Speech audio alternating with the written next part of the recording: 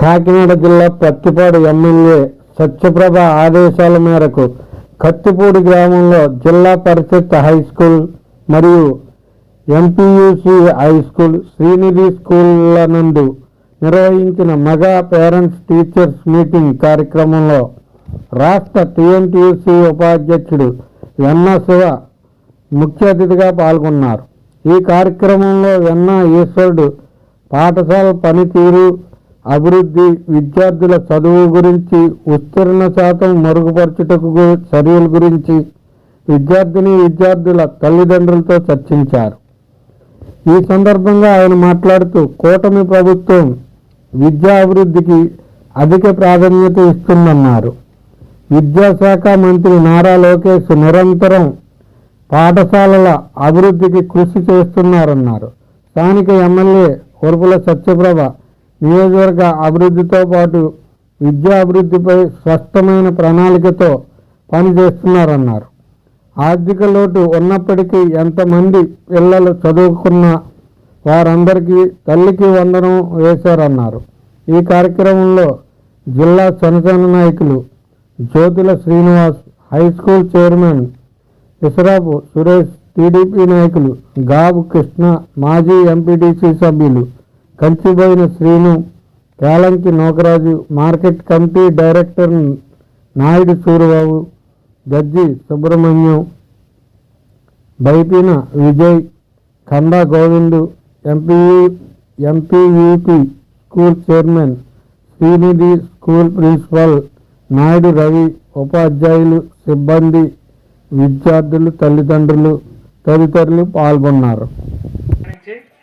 మీరు పేరెంట్స్ కూడా గమనించి మీకు మొన్న తల్లికి వందనం అని మీకు కూడా డబ్బులు చాలా మందికి పడ్డాయి. మిగతా పడిన వాళ్ళకి మిగతా చిన్న చిన్న పొరపాట్లు, మిగతా చిన్న చిన్న లోటుపాట్లు ఉంటాయి. ఈ రోజు ఈవినింగ్ కానీ రేపు మార్నింగ్ కానీ మిగతా అందరికి కూడా పడుతున్నాయి. ఇంకా ఎవరికైనా పడకపోతే మీ ఏరియా, మీ వార్డు సంబంధించిన పెద్దలకైనా సచివాలయం కానీ కంప్లైంట్ చేస్తే త్వరితగతిన పడేలాగా మేము ఏర్పాటు చేస్తాం.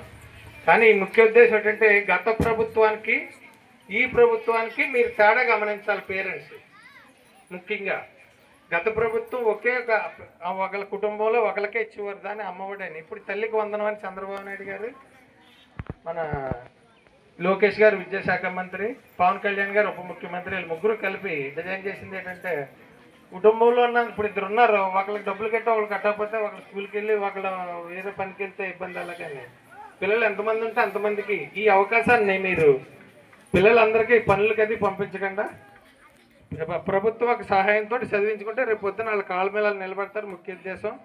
తర్వాత ముందు ప్రభుత్వం ఏం జరిగేదంటే ఈ బ్యాగులు వచ్చేవారు, ఈ బ్యాగుల మీద ఎదరో ఫోటో, వెనకాల ఫోటో, ఈ షూస్ మీద ఓ ఫోటో, సాక్షుల మీద ఓ ఫోటో, పుస్తకాల మీద ఓ ఫోటో.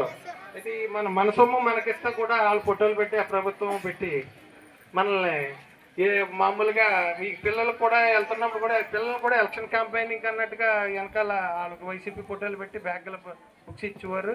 అవి ఏమీ లేకుండా మీరు అది ముఖ్యంగా గమనించండి. రెండోది ఏంటంటే మన స్కూల్ విషయానికి వస్తే మన కత్తిపూడి స్కూల్కి ఉన్న ఫెసిలిటీస్ చుట్టుపక్కల ఎక్కడ ప్లే గ్రౌండ్ అవ్వచ్చు, ఇంకా మిగతా అన్నీ అవ్వచ్చు.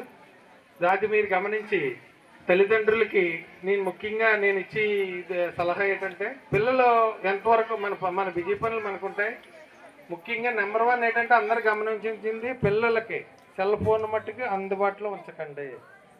మీరు ఎన్ని చెప్పినా సరే సెల్ ఫోన్ ఇస్తే వాళ్ళ జీవితం సర్వనాశనం అయిపోయినట్టు. సెల్ ఫోన్ వల్ల ఉపయోగం ఏంటి? ఎవరితోనో మాట్లాడడం వరకు మరి సెల్ ఫోన్ తీసుకోండి. గారాబం ఉంటే గారాబం చేయండి, కానీ సెల్ ఫోన్ ఇస్తే వాళ్ళ జీవితం మీరు సర్వనాశనం చేసినట్టే. ఈ ఉపాధ్యాయులు కూడా నేను చెప్పేది ఏంటంటే ముఖ్యంగా ఎంఈఓ గారికి, ఇక్కడ హెచ్ఎం గారికి, మిగతా స్టాఫ్కి పిల్లలు ఏమైతే అనుకోని తల్లిదండ్రులు అనుకోండి బ్యాగ్ చెక్ చేయండి. ఎవరిదైనా సెల్ ఫోన్ ఉంటే హ్యాండ్ ఓవర్ చేసుకోండి.